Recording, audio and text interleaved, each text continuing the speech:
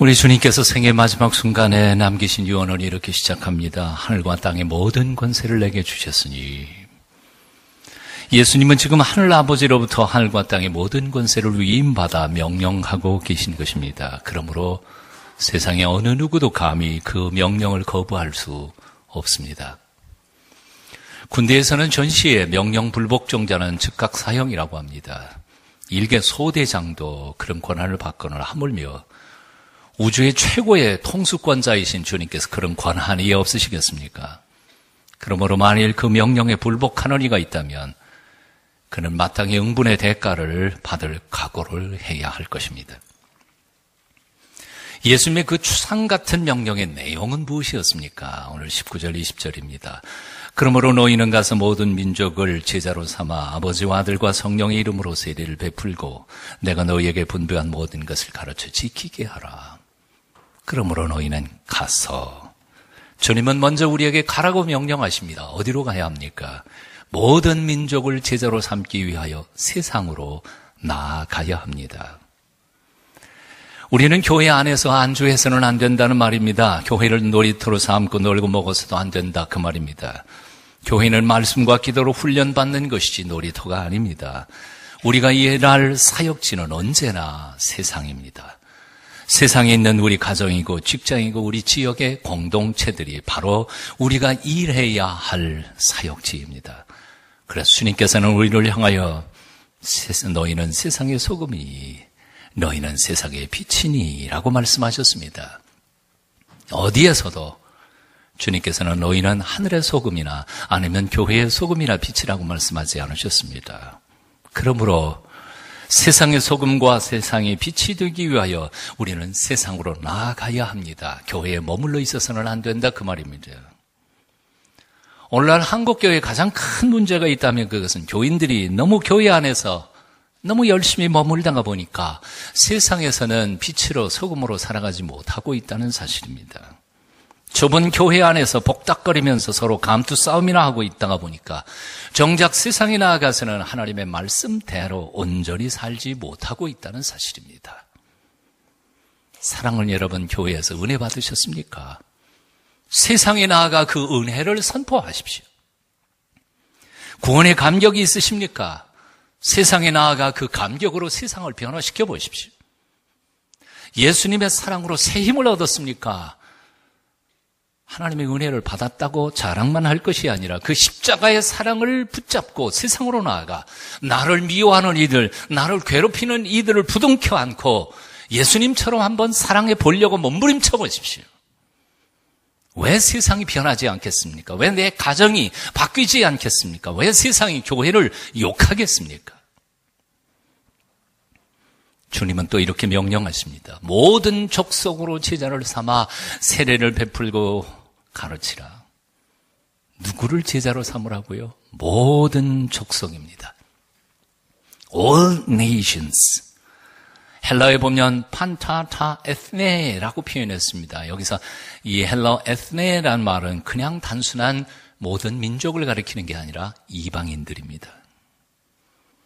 이방인들, 복음을 받지 않는 사람들, 불신자들, 난 크리스천들, 내 마음에 드는 사람, 내 말을 알아들을 수 있는 사람, 내 생각에 동조해 줄 사람, 그런 사람을 찾아내라는 것이 아니라 세상의 모든 족속을, 모든 불신자들을 다 제자로 삼으라고 명령하고 계시는 것입니다. 여기는 주님의 엄청난 목표가 있습니다. 꿈이 있습니다. 온 세상을 새롭게 하시려고 하는 하나님의 거룩한 계획이 숨어 있습니다. 믿는 성도들을 통하여 세상 만민을 구원하시고자 하시는 거룩한 하나님의 섭리가 있습니다.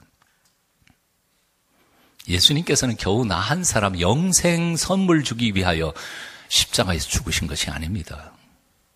나와 관계된 몇 사람 모아서 천국을 만들어 가시는 것도 아닙니다. 하나님의 관심은 온 세상 모든 사람을 불러 구원시키시는 것입니다. 이 점에 있어서 오늘날 크리스찬들은 너무 자기중심적이고 너무 이기적입니다. 태초의 인생을 지으시고 에덴 동산을 주신 하나님께서는 불순종으로 말미암아 그 에덴을 잃어버린 모든 인생들을 다시 한 번 더 그 최초 에덴 동산으로 불러들이기를 간절히 원하시는 것입니다.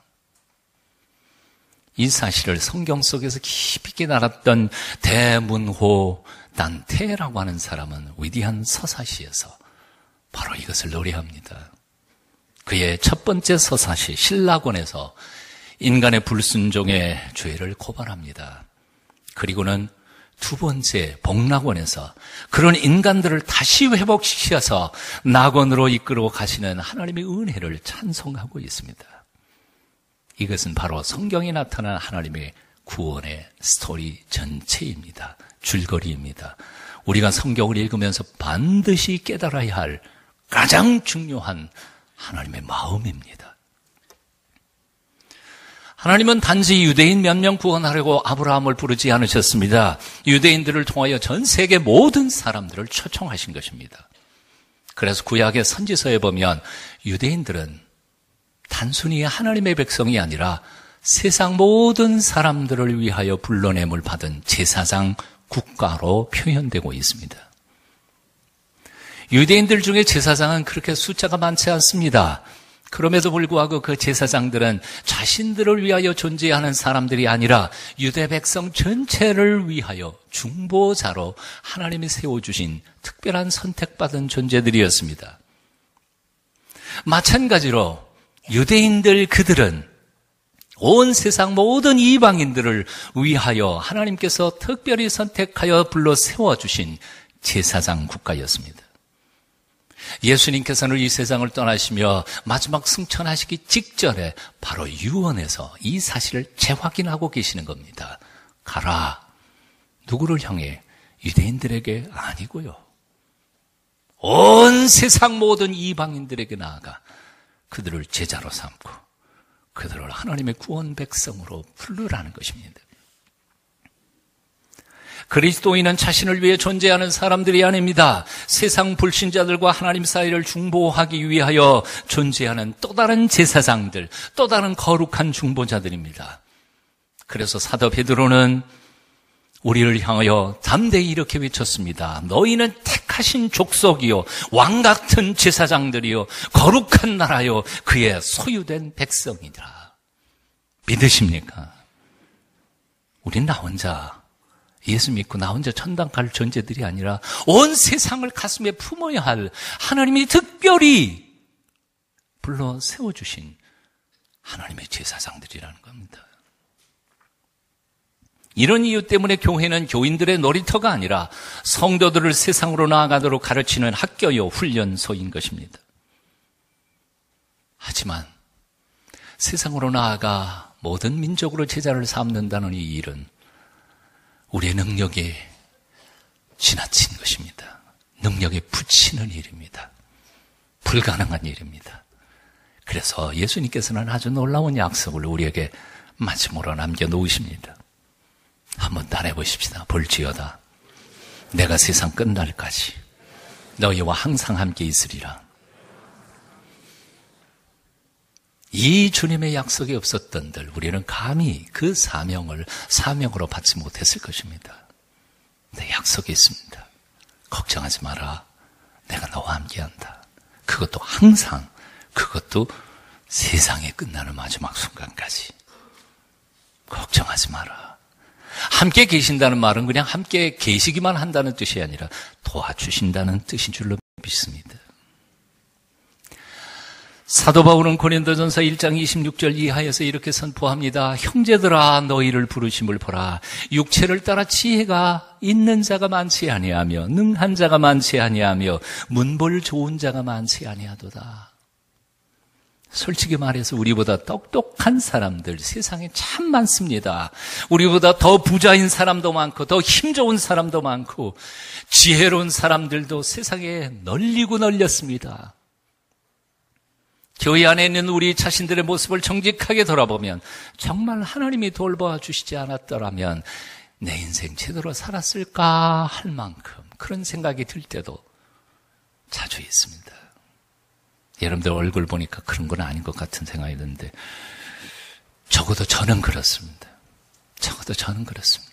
하나님이 은혜로 나를 지난 세월 동안 붙잡아 주시지 않았더라면 저는 아마 그렇게 지금처럼 주님을 위해 온전히 헌신할 수 없었을 것이라고 생각합니다.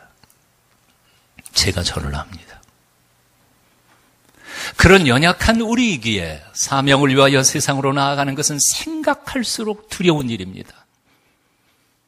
온갖 권모술수와 온갖 잔꾀가 난무하는 세상 속에서 사람들이 비웃는 십자가의 복음을 전하며 그 십자가의 복음대로 살아간다는 것, 그것은 결코 쉬운 일이 아니기 때문에 그렇습니다. 그래서 주님은 우리에게 약속하셨습니다. 걱정하지 마라. 내가 너와 함께한다. 그것도 항상 함께한다. 세상 끝날까지 너와 함께 있을 거다. 도와줄 거다. 창세기 26장 3절에서 여호와 하나님은 이삭에게 이렇게 약속하셨습니다. 내가 너와 함께 있어 내게 복을 주고 내가 이 모든 땅을 너와 네 자손에게 주리라. 야곱에게도 약속하셨습니다. 내가 너와 함께 있어 내가 어디로 가든지 너를 지키며 너를 이끌어 이 땅으로 돌아오게 할지라. 내가 네게 허락한 것을 다 이루기까지 너를 떠나지 아니하리라. 모세에게도 약속하셨습니다. 내가 정녕 너와 함께 하리라. 여호수아에게도 약속하셨습니다. 내가 모세와 함께 있던 것 같이 너와 함께 있을 것임이라. 내가 너를 떠나지 아니하며 버리지 아니하리라. 기드온에게도 약속하셨습니다. 내가 반드시 너와 함께 하리니. 사무엘에게, 다윗에게, 솔로몬에게 등등등 하나님을 경외하던 모든 하나님의 백성들에게 하나님은 똑같은 이 약속을 하셨고, 돌이켜보면 단 한 번도 역사 속에서, 성경 속에서 하나님은 이 약속을 어기신 적이 없으셨습니다. 믿으십니까? 돌아보세요. 하나님이 약속하셨고요. 약속을 어기신 적이 한 번도 없었습니다. 근데 그 똑같은 하나님이 오늘 우리에게 똑같은 언약을 주십니다. 히브리서 13장 5절 그가 친히 말씀하시기를 내가 과연 너희를 버리지 아니하고 과연 너희를 떠나지 아니하리라. 주님 승천하시면서 마지막 유언으로 우리에게 맡겨주셨습니다. 보라 내가 세상 끝날까지 너희와 항상 함께 있으리라. 도대체 믿음이라는 게 뭘까요? 믿음은 우리 자신을 신뢰하는 게 아닙니다. 우리와 함께 계시는, 눈에 보이지 않지만 귀에 들리지 않지만 그 전능하신 하나님을 신뢰하는 것입니다. 하나님이 우리와 함께 계심을 믿고 세상으로 나아가 세상을 변화시키기 위하여 건방진 꿈을 꾸며 헌신하고 뛰고 달릴 때 나를 마른 막대기보다도 못한 나를 통하여 하나님이 기적을 베푸실 것을 믿는 것이 바로 믿음입니다. 동의하시죠? 다시 묻습니다. 하나님이 우리와 함께 계심을 믿으십니까? 우리가 세상으로 나아갈 때 하나님이 동행하실 줄 믿으십니까? 우리는 아무것도 아니지만 모세의 마른 막대기 지팡이가 홍해를 가른 것처럼 우리를 통하여 하나님이 세상 속에서 우리가 철저히 순종할 때 기적을 베풀어 주실 줄 믿습니까? 믿으십시오. 믿으셔야 합니다. 그게 믿음입니다. 교회 창립 61주년이 되는 주일 아침입니다. 이 뜻깊은 주일 아침 하나님께서 베풀어 주신 은혜를 생각하면 할수록 감격하지 않을 수 없습니다. 6.25 전쟁 북새통의 군목 출신이셨던 서승찬 목사님과 몇몇 상위용사들, 팔다리가 잘리고 그 상위용사들과 피난민 몇 명과 지방에서 올라온 가난한 학생들 몇 명이 조그만 천막을 여기다 쳐놓고 차가운 맨 땅에서 예배를 시작했던 것, 바로 이 교회의 첫 모습이었습니다. 그런데 지금 돌아보십시다. 얼마나 건강하고 또 얼마나 함께 마음대로 쓰실 수 있는 온전한 성장된 교회로 하나님께서 세우셨습니까? 얼마나 감사한 일입니까? 61년 전까지 생각할 필요도 없습니다. 19년 전 제가 1995년에 부임할 때 그 모습과 지금과 비교해도 하나님은 엄청나게 큰 역사를 이루셨다고 생각합니다. 1995년 새롭게 하소서라는 주제를 가지고 1년 동안 우리가 기도했습니다. 그 다음에 1996년에 수년 내에 부흥케 하소서 하고 기도하며 외쳤습니다. 그 다음에 1997년에 8월 3일부터 충북 보람원에서 꿈꾸는 사람들이라는 주제로 전 교인이 1000여 명이 모여서 우리를 향하시는 하나님의 거룩한 뜻이 무엇인지를 갈망하며 함께 꿈을 꾸었습니다. 그런데 이제 돌아보니 하나님은 이토록 놀랍게 우리를 새롭게 하셨습니다. 이토록 놀랍게 수년 내에 부흥케 하셨습니다. 놀랍도록 큰 꿈을 이루게 하셨습니다.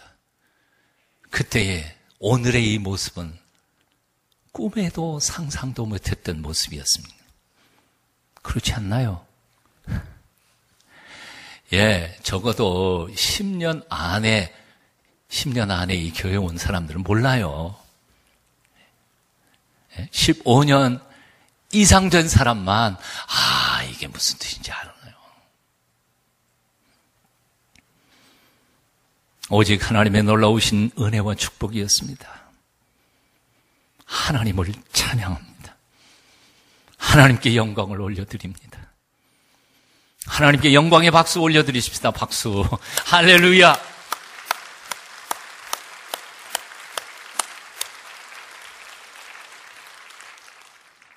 따라해 보실래요? 아직 멀었다. 좀 더 잘하자. 끝까지 하자.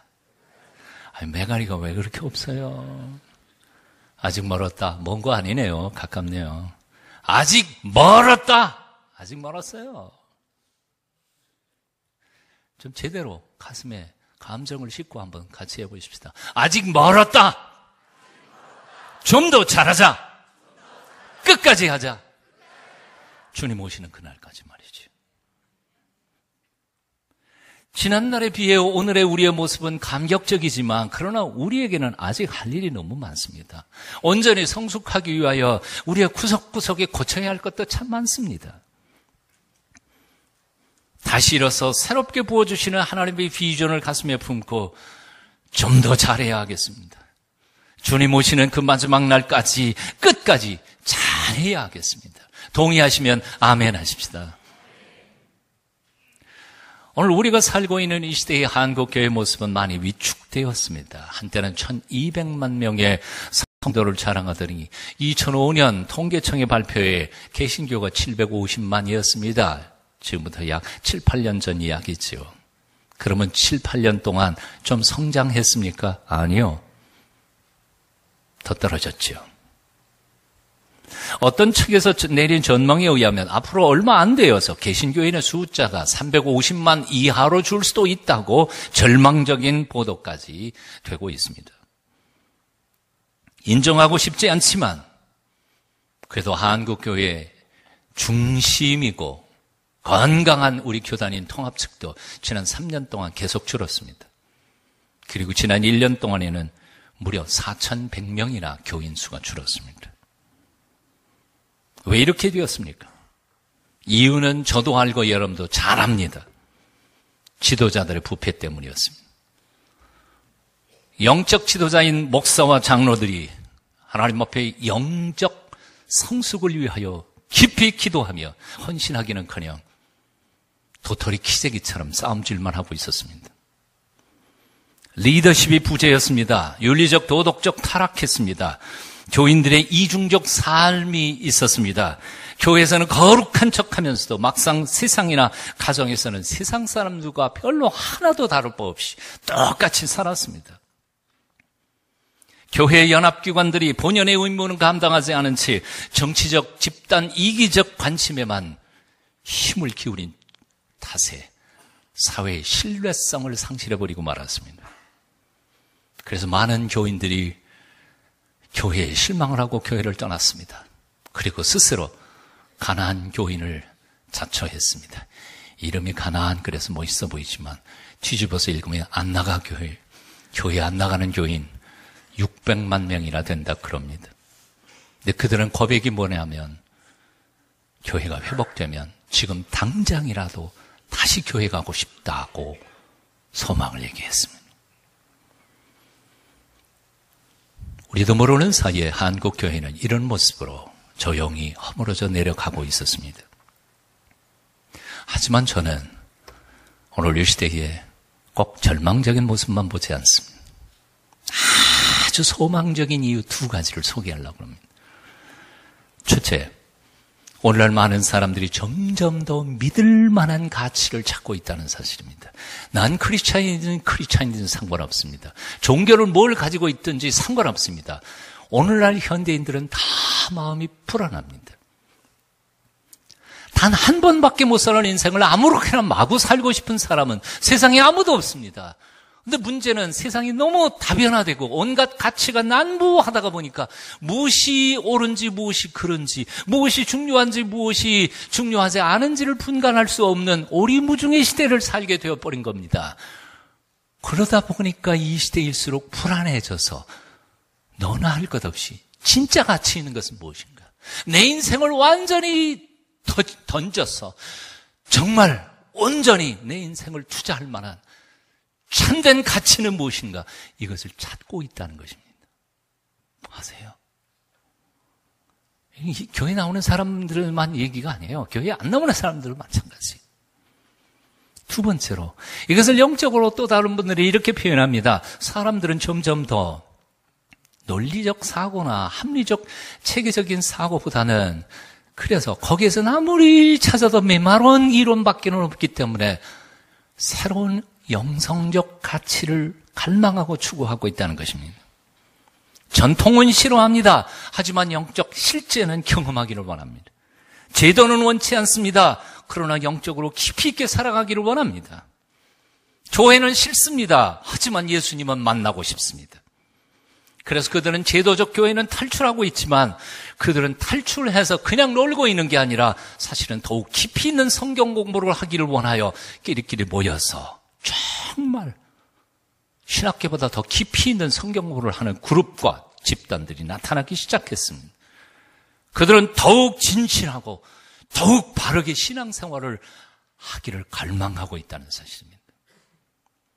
이 점에 있어서 만일 오늘날 한국교회가 이 2가지를 세상에 제대로 보여줄 수만 있다면 그런 영적 갈망과 믿을 수 있는 가치를 찾아 다니는 사람들은 아마 그런 교회로 몰려들게 될 것이라고 확신합니다.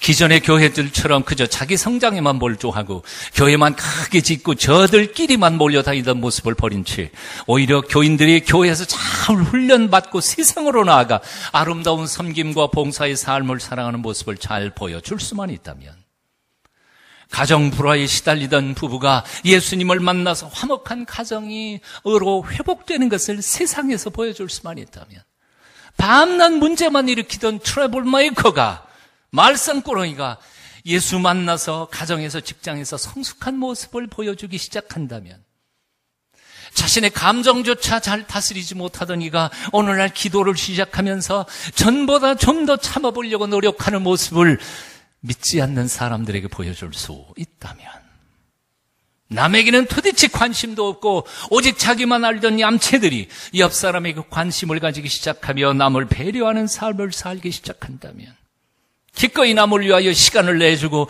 기다려주는 모습을 보이기 시작한다면, 미워하던 사람들이 서로 용서하고 사랑하기 시작한다면, 목에 힘주고 큰 소리만 치던 교만에 쩌들었던 사람들이 겸손해 목을 꺾고 대단치 않은 사람 어린아이들에게도 존댓말을 쓰며 섬기기 시작하는 모습이 보여진다면, 큰 교회들이 더 이상 자신의 몸집을 키우지 않고 오히려 이웃을 돌아보며 작은 교회들을 살피는 아름다운 모습들이 곳곳에서 보여지기 시작한다면, 그래서 교회가 교회다워지고 목사가 목사다워지고 장로가 장로다워지고 권사가 권사다워지고 집사가 집사다워지고 성도가 성도다워지기 시작한다면, 오늘 이 시대에 하나님은 다시 한 번 더 이 땅에 제2의 1907년의 대부흥운동을 일으켜 주실 것이라고 저는 확신합니다.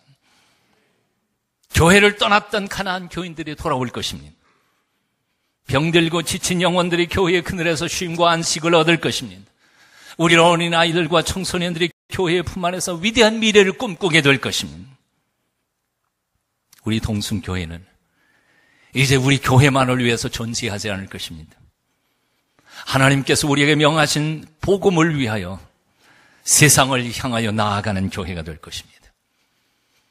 그래서 지난 당회 때 우리는 만장일치로 모두 기쁨으로 일본의 선교사님 한 분을 파송하기로 결의했습니다. 국내의 교회 개척 한 군데를 하기로 결정했습니다. 우리의 아이들로 하여금 세상을 넓게 보고 세계를 가슴에 품게 하기 위하여 비전 트립을 또한 계획하고 결의했습니다. 청년들은 이제 내년도에 영국과 이스라엘로 세계를 품기 위하여 배우러 나아갈 것입니다. 중고등학생들은 미국과 싱가포르로 갈 것입니다. 우리 어른들은 지난 19년 동안 사실은 빚도 있고 할 일도 많은데 해외여행이 무슨 말이냐 해서 다 성지순례 수도 없이 그렇게 요청했는데도 다 끊었습니다.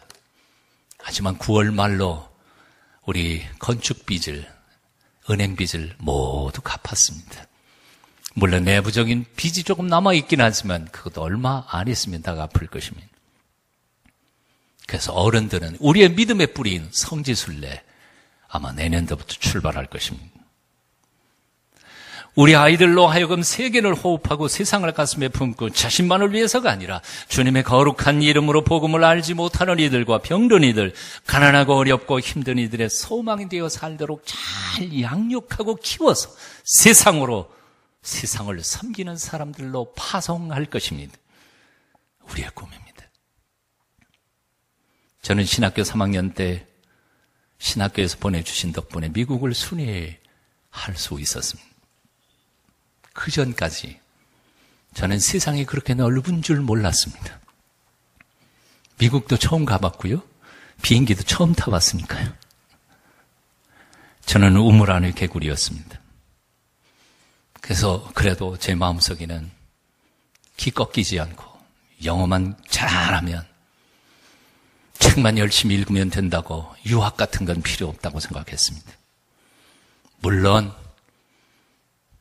직접적인 이유는 돈도 없고 실력도 없고 유학할 수 있는 꿈을 꿀 수도 없는 현실적인 문제에 대한 합리화였던 것입니다. 하지만 미국의 유수한 신학교들을 한 20개 학교들을 돌아보고 마지막으로 프린스턴 신학교 도서관을 돌아보고 채플과 교정 앞에 서서 저 가슴 깊은 곳에서 조그만 불씨가 타올랐습니다. 친구 9명이 갔었는데 그 8명이 딴 거 보는 사이에 저는 부끄러워서 감히 제 처지 가지고는 그런 꿈을 꿀 수도 없는 처지였으니까 교정이나무 하나를 붙잡고 속으로 이렇게 기도 아닌 기도를 했습니다. 주님, 언젠가는 저도 여기서 공부 한번 하고 싶습니다. 언젠가는 저도 여기서 공부 한번 했으면 좋겠습니다. 그저 그것뿐이었습니다. 이루어질 수 없는 꿈, 그냥 한번 해본 것뿐이었습니다. 그런데 주님께서는 8년 만에 그 기도를 들어주셨습니다. 그때도 여전히 돈도 없었고 실력도 없었고 갈 상황도 아니었습니다만 하나님은 기적처럼 나의 길을 인도하여 공부하게 하셨습니다. 사랑하는 여러분, 하나님이 전능하심을 믿습니까? 우리의 조건과 환경을 뛰어넘어서 역사하시는 사랑의 아버지이신 것을 믿으십니까? 그렇다면 왜 주눅들어 사십니까? 지금 현재 눈앞에 보이는 여러분의 환경과 조건을 뛰어넘어서 얼마든지 하나님은 우리를 당신의 거룩한 도구로 사용하실 수 있음을 왜 믿지 못하십니까? 꿈을 꾸십시오. 주께서 세상으로 가라 하고 명령하실 때 아멘, 제가 여기 있습니다, 가겠습니다 결단하고 순종하는 하나님의 사람들이 다 되시기를 축원합니다. 새롭게 61주년 창립주일 아침에 꾸는 새로운 꿈들입니다. 여러분 모두 이 꿈에 동참하시고 헌신하게 되시기를 축원합니다. 위대한 전도자 윌리엄 켈리는 이런 표현을 했습니다. 하나님을 위하여 큰 일을 도모하라, 시작해보라. Believe 브룩스도 말했습니다. 당신 능력에 맞는 일을 하지 말고 일에 맞는, 하나님의 일에 맞는 능력을 달라고 기도하라. 우리는 믿음이 너무 적어서요. 우리는 우리 자신을 자꾸 꾀지지한 내 모습 자꾸 보다가 보니까 내가 할 수 있는 능력, 그것만 봅니다. 그리고 그 능력에 맞는 일을 달라고 합니다. 하지만 신앙이란 뭘까요? 내 능력이 아니고요. 하나님이 내게 보여주신 그 비전을, 그 사명을 이루기 위하여 이룰 수 있는 힘을 내게 달라고 기도할 때 하나님의 거룩한 도구가 될 줄로 믿습니다. 영국 웨스트민스터 사원 벽에는 이런 글이 새겨져 있다고 합니다. 하나님을 위하여 위대한 일을 시도하라. Attempt great things for God. 하나님을 위하여 위대한 일을 시도해봐라. 하나님으로부터 위대한 일을 기대해라. Expect great things from God. 하나님으로부터 위대한 일이 이루어질 것을 expect, 기대해보라. 기대하십시오. 하나님이 우리를 쓰실 것입니다. 기도하겠습니다. 교회의 머리가 되신 주 예수님, 우리가 이기심에 사로잡혀서 주님의 마음을 아프지 않게 하도록 우리에게 성숙한 믿음, 올바른 삶의 자세를 가르쳐 주시옵소서. 나의 울타리를 넘어서 이웃을 바라보게 하시고 내 교회를 넘어서서 세상으로 복음을 들고 나아가 섬기는 평화의 사도들이 되도록 우리를 붙잡아 주시옵소서. 예수님 이름으로 기도합니다. 아멘.